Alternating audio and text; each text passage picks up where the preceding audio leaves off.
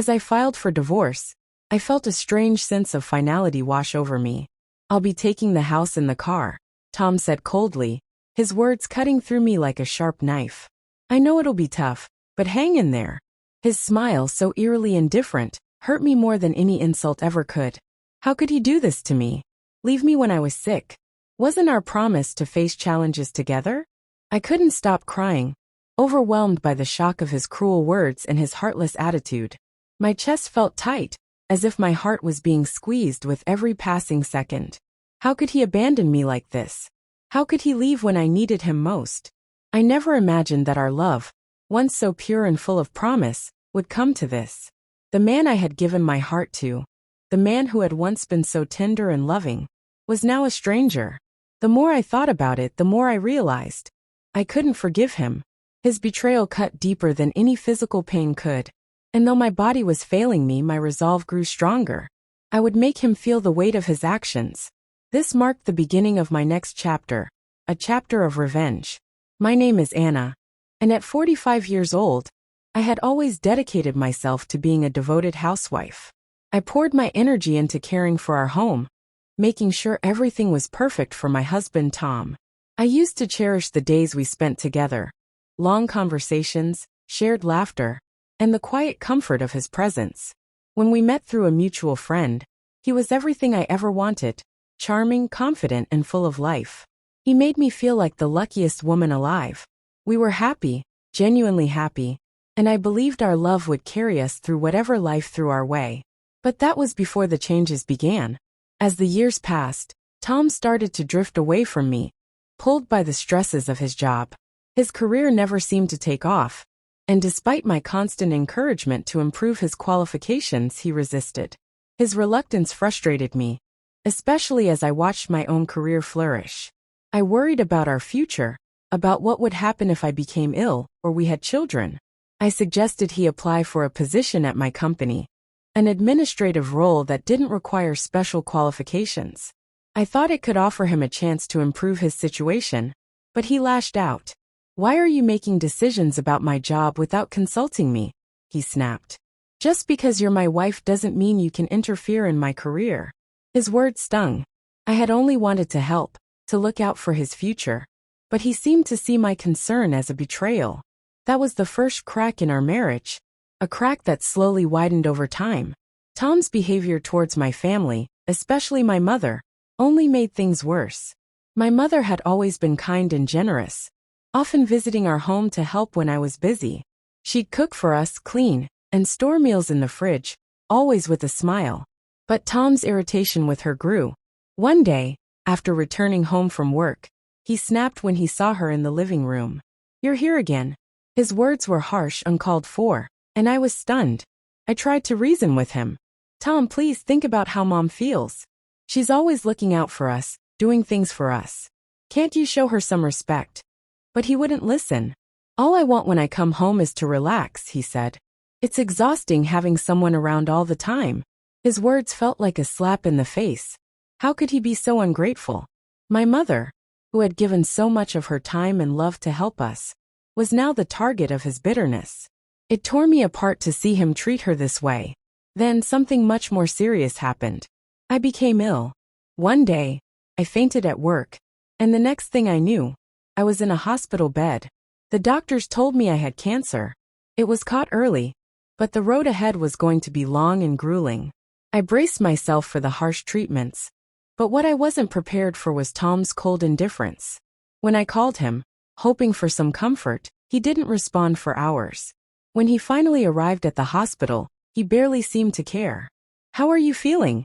he asked, his voice flat and emotionless. "It's pretty rough," I replied, trying to joke through the pain. "It might have been a bit easier if you were by my side." His casual attitude only made me feel more alone. His lack of support in the face of such a huge challenge made me question everything. Then came the bombshell. "I filed for divorce," he said as if it were nothing. "I'll take the house and the car. I know it's tough, but hang in there. I don't know how much time you have left, but I hope you keep fighting." I couldn't believe my ears. Divorce?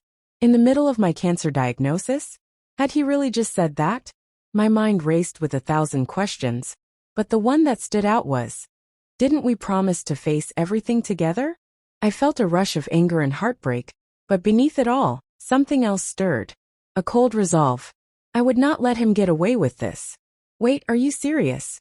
I asked, my voice trembling with emotion. Tom gave me a smug smile. I thought you'd put up a fight, but I guess not. Keep the house, the car, whatever. If you want money, I'll pay. Thanks for everything. I was stunned by his flippancy. He truly didn't understand. As he turned and walked out of my hospital room, I felt a strange sense of peace. He had just walked into my trap. Now it was my turn to take control. It was time for him to realize the consequences of his actions. I dialed a number, a colleague from my company, and greeted them with a smile that felt strangely liberating. Hello, long time no talk. This was just the beginning, and I would make sure Tom would never forget what he had done. I have a favor to ask. Can you help me? Tom's voice was laced with surprise, but I could tell he was intrigued. After explaining everything, he hesitated, then agreed, his words cautious. All right, let's give it a try. I felt a surge of satisfaction. Every part of this plan was coming together, carefully, deliberately, and I couldn't help but smile as I imagined the shock and panic on Tom's face. It fueled my excitement, even giving me a strange sense of energy as I focused on my medical treatment. Each day passed, and the anticipation of his inevitable distress grew. A few days later, after one particularly grueling treatment, I noticed my phone had 200 missed calls from Tom. The thrill of seeing that number made me smile. It was exactly what I had been waiting for. Once I regained my composure, I dialed him back. Anna, his voice, shaky and desperate, came through the line, and for a moment, I savored the feeling of control. This was the moment I had orchestrated. Tom, tell me what happened, I asked, my tone laced with fake concern. He took a deep, shaky breath. My name's on the company layoff list. I can't believe this is happening. The panic in his voice made my lips curl into a smirk. Everything was unfolding just as I had planned. The person I'd contacted, the head of sales at our company, had taken a closer look at the dealings with Tom's business. Initially confused, he had reviewed the history and decided it was better to sever ties. That's why Tom's company had been calling me so urgently. That was when I decided it was time to reveal the truth I had been keeping to myself. You know, there are rumors circulating at your company about you and the new girl, I said casually, pausing for effect. Everyone seems to love her. She's so cheerful, and there's talk about an affair. Is that true? On the other end, I could hear Tom's disbelief. Are you serious? You can't be serious. This has to be a joke. His confusion only added to my satisfaction. He never suspected that someone like me could have the power to influence his work life. But in my calmest voice I replied, well, I'm actually the CEO of the company you've been doing business with. There was a stunned silence on the line, and I could practically hear him trying to process the revelation. No lie, I continued, my words cold and steady. That's how we've been living so comfortably all this time. My annual income is around $1 million. Your regular salary was never going to be enough to keep up with your shopping habits. I knew exactly what Tom spent his money on, despite the $1,400 monthly allowance I'd given him. A sum that should have been more than enough. He was always asking for more. His spending was reckless, extravagant, and I had grown tired of it. I had always wondered what he did with the money I gave him. Tom, I said, my voice calm, yesterday was payday, wasn't it? I've always given you extra money on payday, but that might be difficult from now on. We're not a couple anymore. And it's only natural you won't be receiving that monthly allowance anymore. I wonder how you'll manage. The silence on the other end was deafening. Oh, and about the house, I continued. Be careful with the mortgage. It's $2,000 a month. I know it's going to be tough for you now, but you'll have to manage it yourself. If you're late on the payment, you might have to leave the house. It was a significant burden for Tom. $2,000 a month wasn't a challenge for me, but it certainly was for him. I could hear the panic starting to build in his voice. Really?